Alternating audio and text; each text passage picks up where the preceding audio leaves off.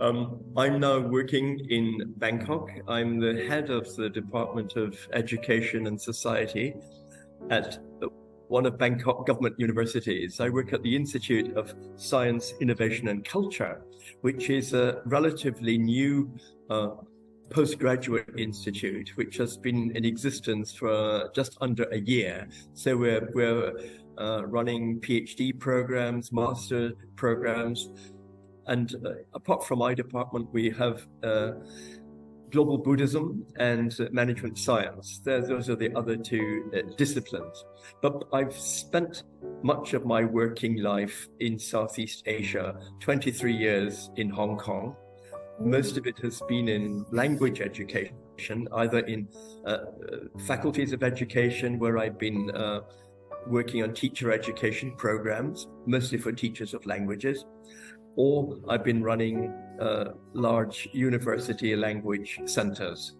But before that, I worked in the United Kingdom, where I'm from, at universities there, and also in Germany at the University of Frankfurt, and in Russia at what's now called the Linguistics University in Moscow.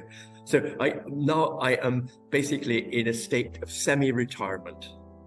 I was just going to say, it's very nice to be working in an environment where your subject matters, and I'm working in language education, and here, certainly in Thailand, there's a lot of struggling with English and Chinese and other local languages sort of competing for space in the school curriculum, and the locals are under quite a lot of pressure to improve their language skills. So that makes it exciting. Yeah, well, my own area of interest is to do with second language learning, and in particular, the acquisition of vocabulary and the structure of the mental lexicon, how people manage to store so many words in their heads, at once, and the difference between first and second languages in this connection. I've tried to apply it to the knowledge base of teachers, in particular language teachers, to find out what sort of language they need to know in order to do their jobs well. And this has been involved some collaboration with colleagues who work in the field of language awareness, where we've looked quite broadly at how language impinges on teachers' lives and careers. Yeah, it was, I think, a challenging time for all of us, actually. Yeah. We were all, certainly here in Thailand, initially very restricted in our movements. We had to show ID papers to go to the local supermarket. Then there was all the worries about being vaccinated, and I think perhaps in Southeast Asia, people are more likely to follow their government's instructions. And so even now in Bangkok, most of the local Thai people are still wearing masks, whereas we've got many international visitors who are coming from countries where masks are no longer required. So we're seeing the two populations behaving differently in public. But during I think the COVID, it was, at least we had more time for research. We had more chance to reflect on our own work, but it was very isolating. This is why I think I very much appreciated online opportunities, such as conferences, and teaching online meant that we didn't lose touch with our own students. But I think we're all relieved that it's come to an end. Yeah. Yes, I think in the old days, going to a conference was associated with traveling and going to perhaps a country or a place you didn't know. And then perhaps as you get a bit older in your career, you tend to focus on conferences that match your own subject area, so that you can interact with other people with the same interests.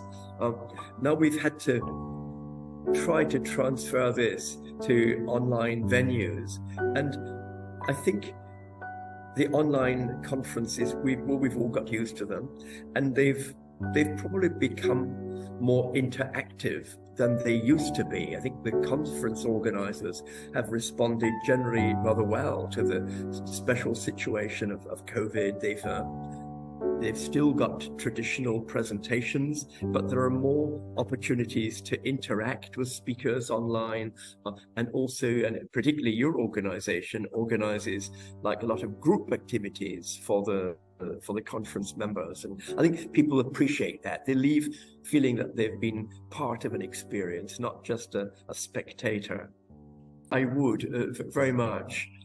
I think most of our colleagues have enhanced their skills of teaching online during the last 2-3 years, and they're probably much better at communicating with their students. And I think it may mean that also their conference presentations are more interesting than they would have been several years before, and they possibly invite more participation from the other participants who are, in the same online room.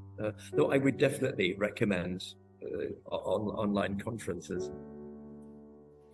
I think what I like about Eurasia Research is that whatever your topic is, you meet colleagues whose topic areas are a little bit different. You tend to have a good interdisciplinary approach, that you put people together in the same strand who maybe are working on very different topics, but they've possibly got other things in common, like assessment or